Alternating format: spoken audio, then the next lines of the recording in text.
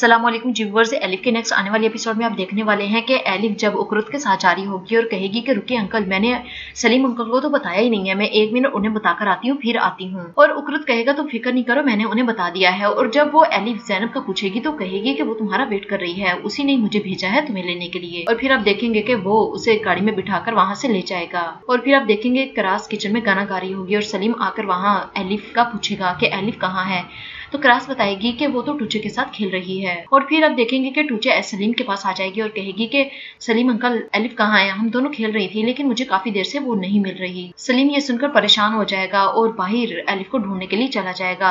और फिर वहां आरजू आ जाएगी जो टूचे पर बहुत ही गुस्सा करेगी और उसके बाल भी खोल देगी कि तुम्हें क्या जरूरत पड़ी नौकरानी जैसे बाल बनाने की, उस जैसे लगने की। और कहेगी कि मैंने अगर तुम्हारे मुंह से एलिफ का नाम भी सुना तो मैं तुम्हें बहुत मारूंगी। और फिर उसे कमरे में बंद कर देगी। और फिर आगे आप देखने वाले हैं कि मेली एपिक के पास पहुंच जाएगा आर्ट एग्जीबिशन में और वहां जाकर उसके आर्ट की बहुत सारी तारीफें करेगा। कहेगा कि सभी कलेक्शन बहुत जबरदस्त हैं। और फिर आप देखेंगे कि उकरत सईदा को फोन करेगा और पूछेगा कि तुम्हारे पास मुराद तो नहीं है। वो कहेगी नहीं, क्या हुआ? तो उकरत बताएगा कि मैं तुम्हारे पास आ रहा हूँ लेकिन मैं कोई चीज लेकर आ रहा हूँ तुम्हारे लिए। मुराद का वहां होना जरूरी नहीं है, अगर मुराद ने देख लिया तो उसे बिल्कुल भी अच्छा नहीं लगेगा।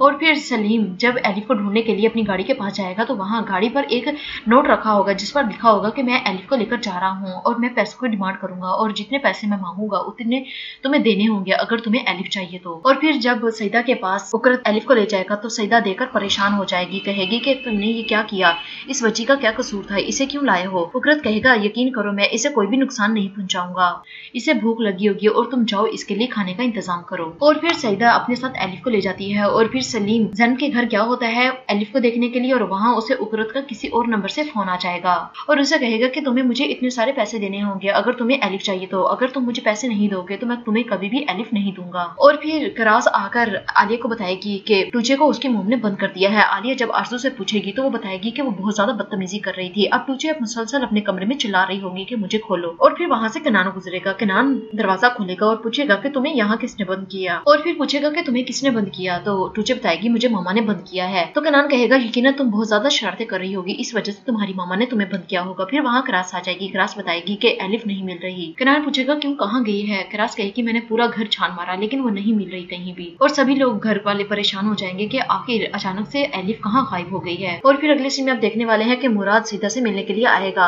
और सईदा दरवाजा खोलने से पहले एलिफ को जल्दी से छुपा देगी। उकरत एलिफ को कहेगा कि तुमने बोला नहीं है और फिर सईदा दरवाजा खोल देगी। मुराद अंदर आ जाएगा और सईदा बर्तन लेने के लिए किचन में जाएगी और फिर उकरत को कहेगी कि बिल्कुल एलिफ की बाहर आवाज ना आए, अगर इसकी आवाज आई तो मुराद हमें छोड़ेगा नहीं। तो उकरत कहेगा तुम बेफिक्र रहो, एलिफ की आवाज बाहर तक नहीं आएगी।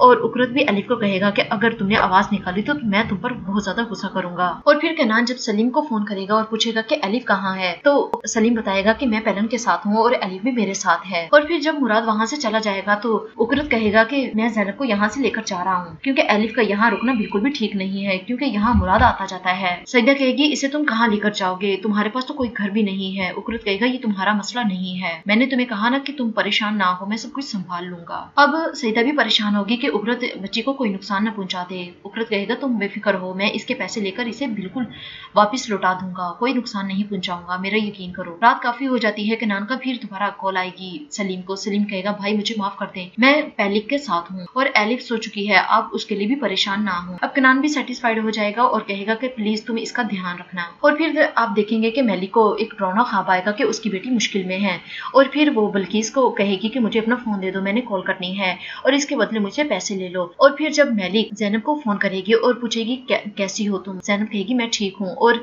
फिर एलिफ का पूछेगी, ज़ैनब बताएगी एलिफ भी बिल्कुल ठीक है और ज़ैनब ये भी बताएगी कि सलीम बहुत अच्छे से उसका ख्याल रख रहा है। मेली कहेगी क्या तुम आज उसे मुझसे मिलवाने के लिए ला सकती हो क्योंकि मैं बहुत ज्यादा परेशान हूँ, शायद उससे मिलकर मेरी थोड़ी उदासी कम हो जाए। और फिर उकरत एलिफ के लिए कुछ खाने के लिए लाता है। एलिफ बहुत ज्यादा रो रही होगी कि मुझे अपनी मामा के पास जाना है। और फिर ज़ैनब सलीम को मिलेगी और बताएगी कि मेली का फोन आया था और वो ज़ैनब से मिलना चाहती है, एलिफ से मिलना चाहती है, क्या हम उसे मिलवा सकते हैं? चलो हम दोनों चलते हैं और एलिफ को लेकर आते हैं ताकि हम मेली से एलिफ को मिलवा दें। सलीम कहेगा नहीं, मुझे अभी किसी काम के लिए जाना है। ज़ैनब कहेगी अब मैं मेली को क्या कहूंगी, वो तो इंतजार कर रही है एलिफ का। और फिर सलीम ज़ैनब से पूछेगा मिलने का टाइम क्या है, तो वो कहेगी 2 बजे का। सलीम कहेगा ठीक है, मैं 2 बजे तक एलिफ को ले आऊंगा, बस तुम मेरा वेट करना।